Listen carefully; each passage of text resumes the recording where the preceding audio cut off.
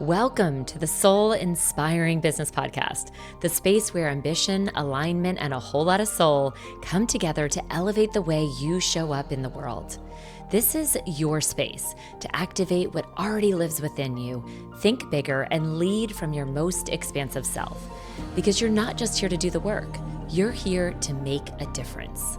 Let's lift into what's next and love being on purpose. Welcome back to the Soul Inspiring Business Podcast. I'm your host, Chaffin Donofrio, and today it's a solo show, and I'm going into a topic that we've actually explored before. I'm doing it again. It's an agreement within the book called The Four Agreements. Now, we've looked at the book, The Four Agreements, before in one of our previous episodes. It's one of my favorite little books it's a practical guide to personal freedom. It's by Don Miguel Ruiz. And it basically outlines these four simple agreements or four simple truths that are incredible agreements to live by for, again, personal freedom, for more peace in your life. And they're very easy, simple to comprehend, but often hard to do.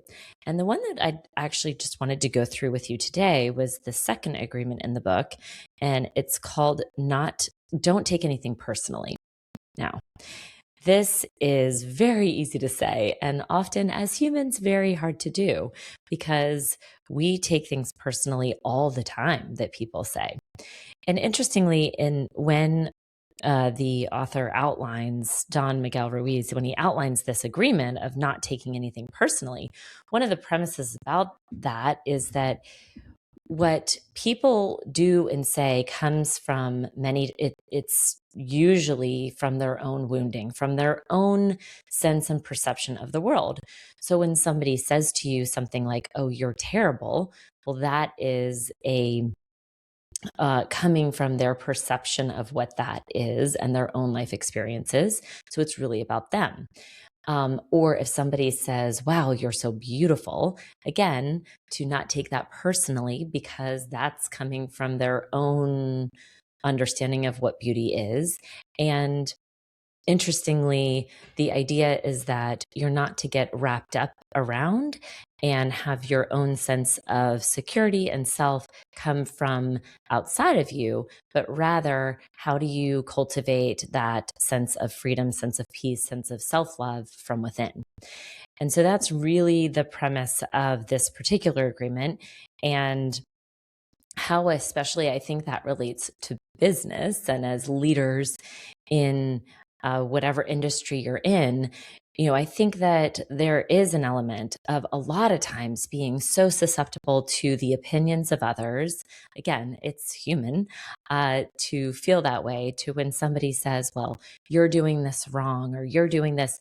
I mean, of course, maybe there are, constructive criticism or ways that you can do better, but to not take what they say as truth and to not take that within if it's clearly not true.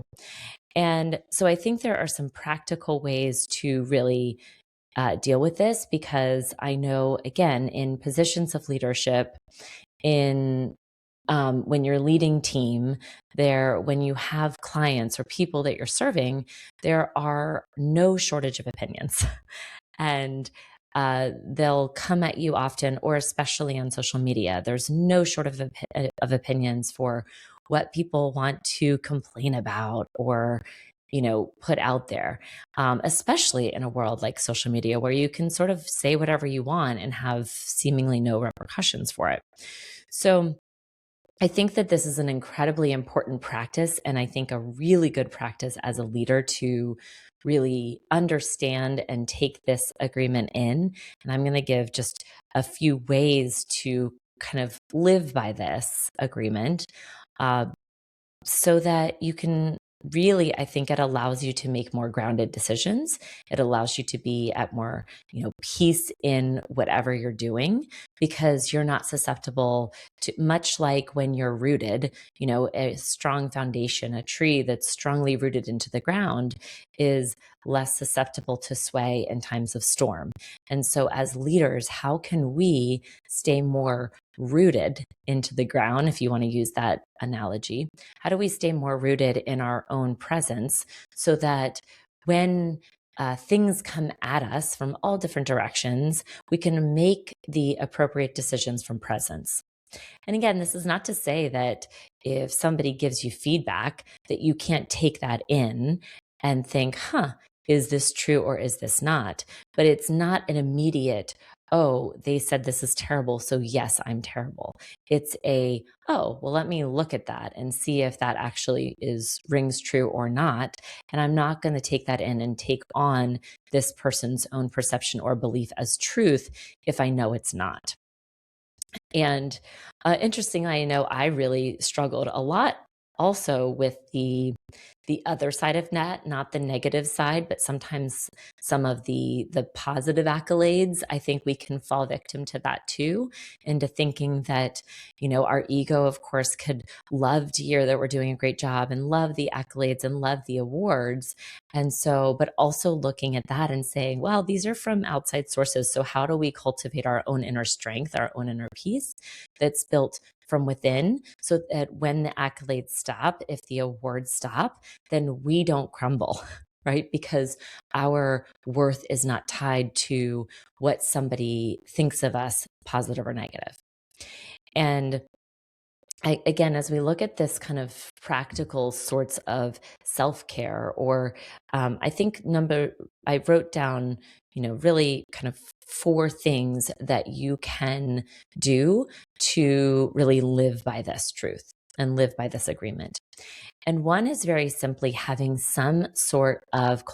some sort of self-care or self-love practice in whatever that is. Now, I think that there is a beautiful relationship with God and the divine that will help with this, because when you're sourced from God, when you're sourced from divine love, then you don't need or crave the love of someone else, the attention of someone else in order to fulfill you, because you're coming from a place of self-fulfillment where you have your own fulfillment and presence, and it's not, from this world, because we are living in this world, not of the world. And so how do we cultivate that? Now, that could be many things to many people. You've heard me talk about my own morning routine. And I think that when morning routine kind of became the buzzword in entrepreneurship, there's an element of sometimes people that want to roll their eyes and say, well, I'm not a morning person. And I'm not asking that of you. Although I will say there is something sacred about having a way of starting the morning in presence. Now, it doesn't have to be at 4 a.m. or 5 a.m., but it is a way of setting an intention of beginning the day in presence. So whether that's a 10-minute practice, a 20-minute practice, a 30-minute hour, whatever it is, even if it's just 5 minutes, but giving yourself a way of starting the day in prayer, in meditation, in connecting to the larger universe, the larger, whether that's a walk in nature, whether that's just sitting quietly. But I think having some sort of practice that's your own, that feels good to you, where when you start the day, you are not checking your email right away and already in hustle mode by the demands of others, but instead being very intentional about how you want to create the day for you, showing up in your own practice and boundary of self-care and self-love. So that's number 1, cultivating a relationship with yourself, with God, with the divine, and having and creating a routine or something that fills your cup so that you can stay more grounded and rooted and start to know yourself a little bit more. When you've got awareness of self, awareness of the things that maybe turn you off course and the things that bring you back, I think that's a really important practice, so that when you start to get a little bit out of your of that comfort zone, or when you start to go off the path, you can then reroute back on to that place of where you feel more settled. So that's number 1. The second is honoring boundaries and having good boundaries. And there is a beautiful story that a friend just told me the other day, and I wanted to share it with you because I was really overwhelmed. I don't get overwhelmed all that often, but I was really, really overwhelmed. We've had an incredible busy season. We've got a lot of stuff going on with the kids and end of school and camp starting. And on top of that, we've probably had our busiest 2 weeks in our business this year. And so it has been a lot. And I was supposed to go help a friend. She wanted me to look at her home, give her some advice on a few things, and it wasn't super time sensitive, but I had committed to going. And I called her and I just said, "Girl, I am so overwhelmed. I'm so sorry, but I really want to help you, but I am just feeling overwhelmed, like completely overwhelmed right now." And she said to me, and I love this story. She said, "Have you ever heard of the glass ball and the rubber ball story?" Which I hadn't. She said, "Here's the thing. There are certain balls that you carry that are glass balls. And those are things like your family, your health, you know, and you've got a few of those. And then there's other things you carry that are rubber balls." And she said, "Right now, I'm a rubber ball. You can drop me and I'm going to bounce back and it's totally fine. And I give you permission to do that."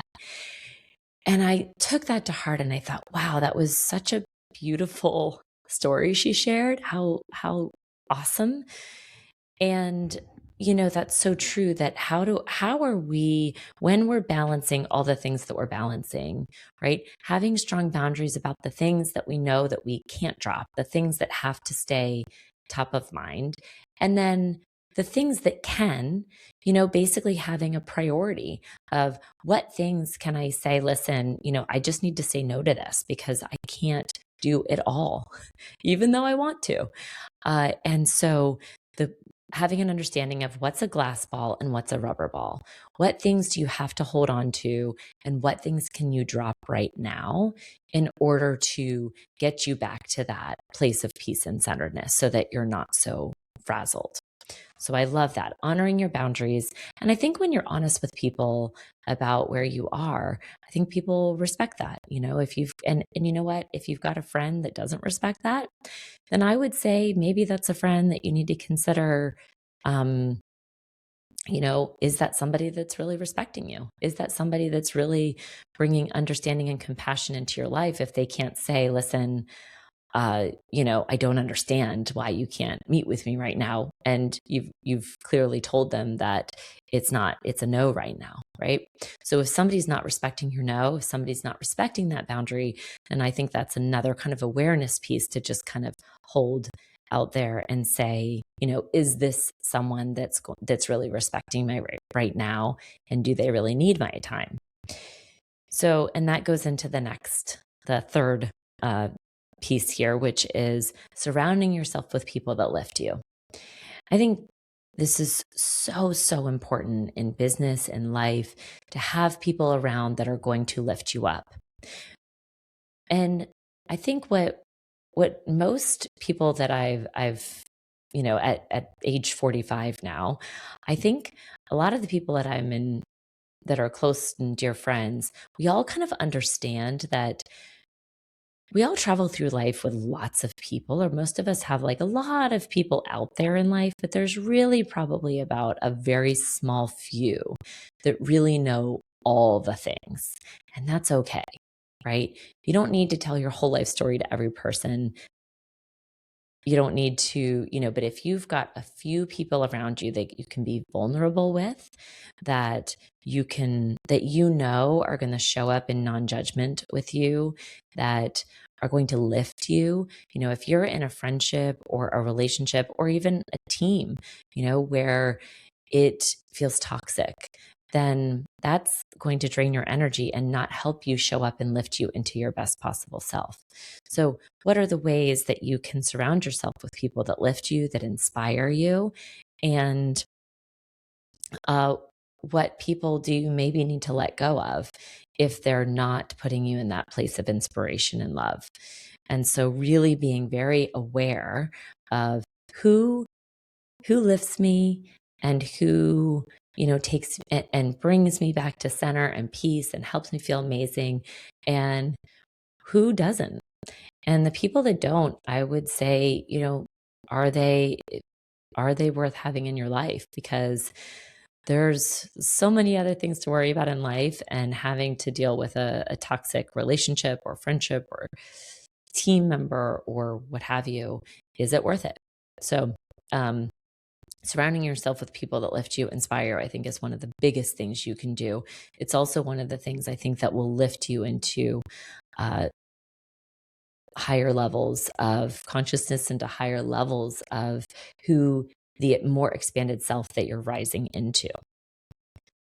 And then this fourth step or fourth idea for you as you look at implementing this agreement of not taking things personally is stopping the scroll, limiting how much time and attention you're giving to social media or negativity, because it's a thing.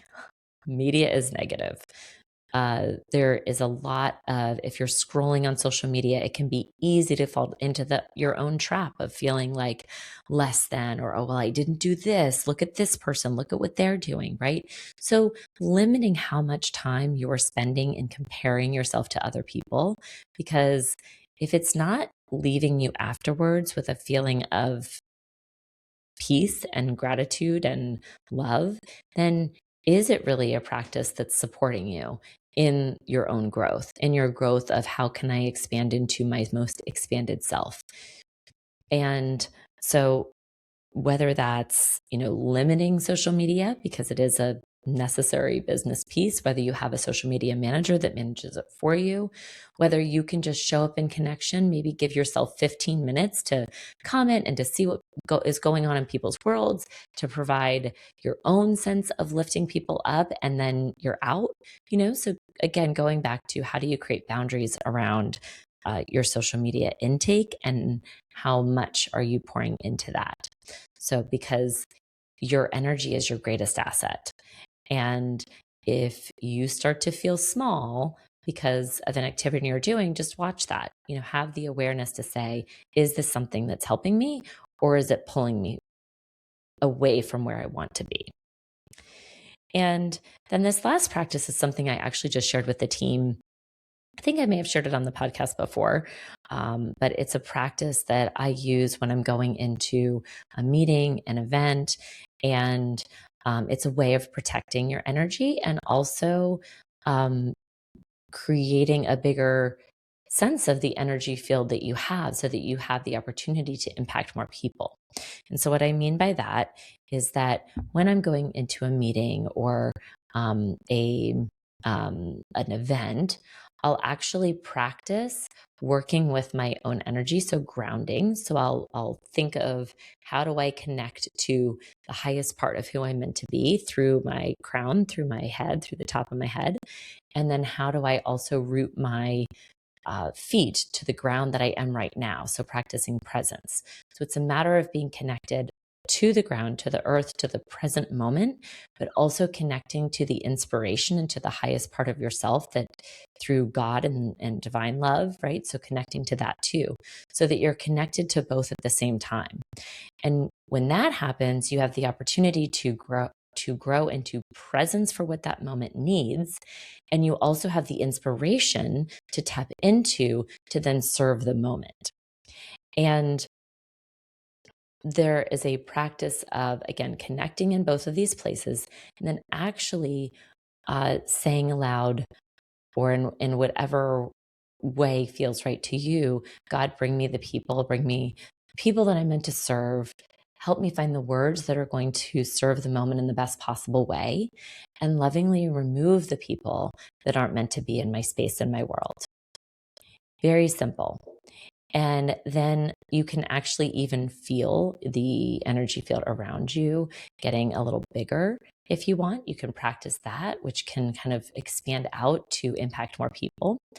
And this practice, I think, allows us to go into conversations, go into meetings from an inspired place, from a place where you're able to, again, serve the moment in the highest possible way because you're connected to something greater than yourself. And in doing that, when you're operating from that place, you are not taking things personally because you know that you are here to serve, you're here to make a difference, and that if those people can't see it, then they can lovingly be removed out of your world. And then the people that are going to receive it in the best way are going to be brought in. And so I think that's a wrap for today's episode. But I leave you with maybe a challenge of practicing that in a next conversation with a team member, in a next conversation with a client, or even if you're going into a coffee shop and you're thinking, who do I need to meet today, right? How can you use this intention, this mantra, this exercise that we just went over in the week ahead? All right, with that, have a beautiful week, and until next time. Thank you for spending part of your day with me. If this episode moved you, inspired you, or sparked something new, take 10 seconds to rate, review, or share it with someone who would love it too. It's one of the best ways to help this message reach more people who are ready for their next activation. You can connect with me on Instagram at Chaffin Donofrio, and don't forget to grab your free copy of the Next Level You Affirmation Guide at freegiftfromkara.com. It's a powerful tool to help you shift your energy, elevate your mindset, and step into the highest expression of who you're becoming. So until next time, let's lift into what's next and love being on purpose.